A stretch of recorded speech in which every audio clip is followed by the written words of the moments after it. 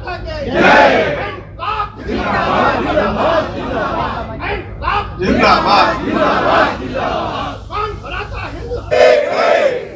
किसी से भीख मांगते, हम हमारा हक मांगते, नहीं किसी से भीख मांगते, हम हमारा हक मांगते। जो पेंशनर्स का काम करेगा, ये सरकार करेगा, जो पेंशनर्स का काम करेगा, ये सरकार करेगा। कमांडर साहब आगे बढ़ो, हम तुम्हारे साथ हैं।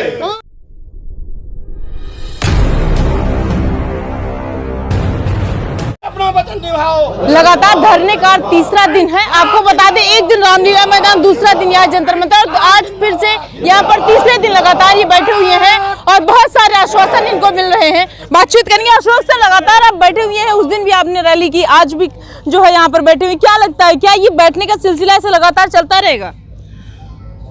अब जब तक हमारी मांगे पूरी नहीं होगी ये सिलसिला तो चालू रहेगा। अशोक सर, ऐसे इंस्टेंट मांगे तो नहीं हो सकती है ना? आप जंतर मंतर पर डेली आके बैठेंगे तो सरकार क्या तुरंत सुन लेगी?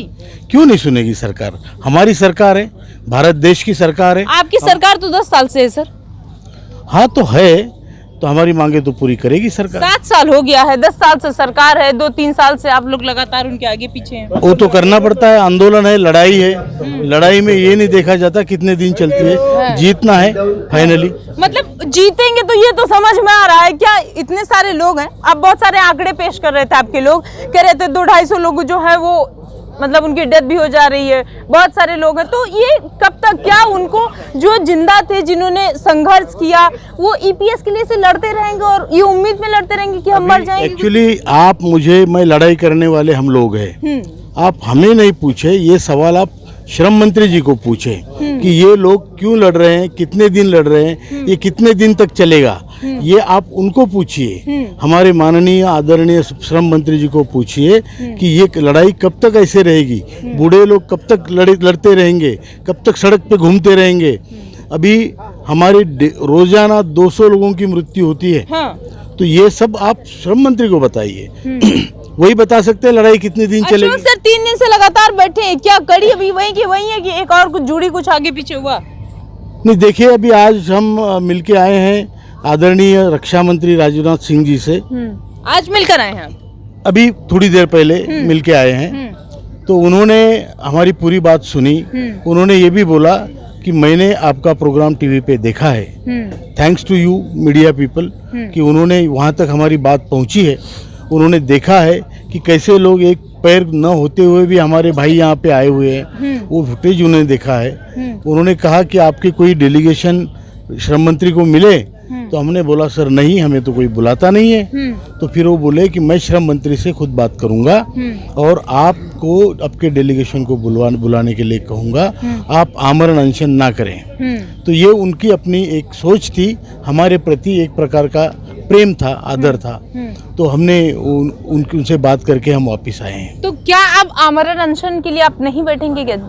हो गया? नहीं, ये उनकी सोच थी और उन्होंने हमारी सलाह दी है, हम तो बैठेंगे। अच्छा, आप उनकी सलाह को एक सलाह की तरह ही लेते हैं और कहते हैं हम तब तक बैठेंगे जब तक नहीं। देखिए, उनकी भावनाओं का हम आदर करते हैं, लेकिन हमारा जो काम होना है वो तो उसके लिए तो हमें लड़ना ही पड़ेगा ना मैडम। तो इसीलिए हम यहाँ आमरण अनशन करेंगे, सोमवार से करेंगे। अशोक सर, कहीं ऐसा तो नहीं है कि बहुत सारे लोग जो कह रहे हैं, आश्वासन दे रहे हैं, अब आप उस आश्वासन को समझ गए कि हर इंसान आएगा, आश्वासन देगा और कुछ नहीं मिलेगा, ईपीएस 95 नहीं देगा? ऐसा क्यों, आप निगेटिव क्यों सोचती है? आप पॉजिटिव सोचिए। अभी इतने लोग, देखिए इतने लोग पूरे भारत से आए हैं, वो पॉजिटिव सोच है इसलिए आए हैं। जिनकी निगेटिव सोच होती है वो आता ही नहीं, कुछ नहीं मिलने वाला ऐसे बोलते हैं। लेकिन ये लोग जो आए हैं वो पॉजिटिव सोच लेके आए हैं, जीतने की तमन्ना लेके आए हैं। कई बार सराय जीतने की तमन्ना लेकर। अरे तो लड़ाई आपने लड़ी नहीं कभी, मैंने लड़ी है, मैं बताता हूँ। लड़ाई में ऐसा नहीं होता कि आज शुरू की कल खत्म हो गई।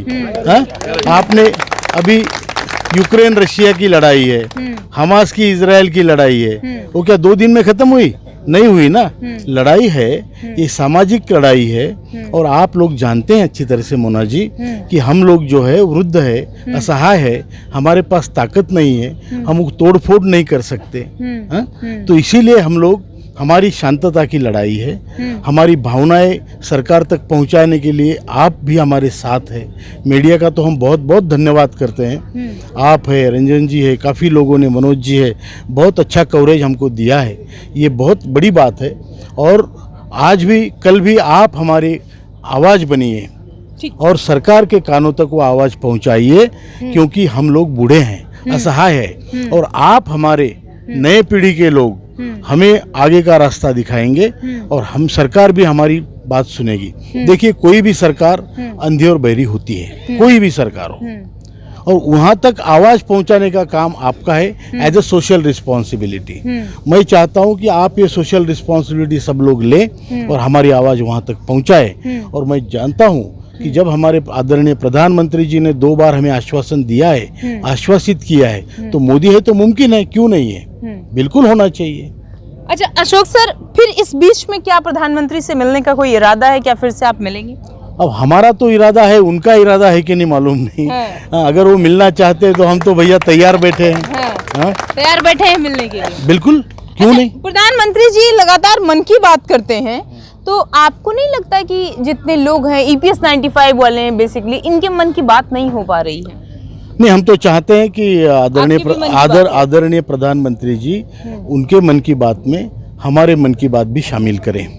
ये हम तो तहे दिल से चाहते हैं और हो भी सकता है करें। संडे है, कल है शायद उनका प्रोग्राम, खुशखबरी आ सकती है। हम तो देखे, कोई भी योद्धा जो लड़ता है वो जीतने की आशा से ही लड़ता है। हारने के लिए कोई तलवार उठाता है क्या?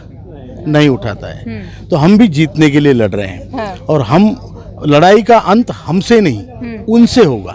वो जब हमारी मांगे पूरी करेंगे तो लड़ाई का अंत होगा, नहीं तो ये चलता रहेगा। अच्छा, उम्मीद है कि कल शुभ संकेत आएगा?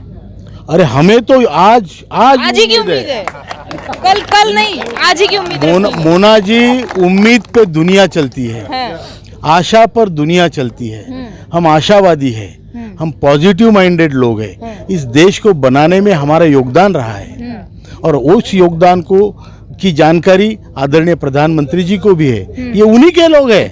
ये जो भारत की जनता है उनके वो मुखिया है और उस मुखिया को उनके जनता की चिंता होनी चाहिए, होगी। अशोक सर, कहीं ऐसा तो नहीं है कि इसी धरने में कोई सरकार का नुमाइंदा आके बैठा हो, वो ले जाके उसके कल शुभ संकेत आने से पहले आज ही आ जाए? कोई मिला आपको नुमाइंदा? नहीं, आएगा तो मुझे तो कोई मिला नहीं। मुझे तो आप मीडिया वाले मिले हैं जो हमारी आवाज वहां तक पहुंचाएंगे। और धन्यवाद। क्या कहना चाहेंगे EPS वालों को जो इतने दिन से यहाँ पर बैठे हुए हैं लगातार? डटे रहो, लगे रहो और जीतने के बगैर वापिस नहीं जाना है। हमने एक ठान लिया है कि घर में सड़ते सड़ते मरने से अच्छा है यहाँ लड़ते लड़ते मरे। क्या एक नारा लगाइएगा?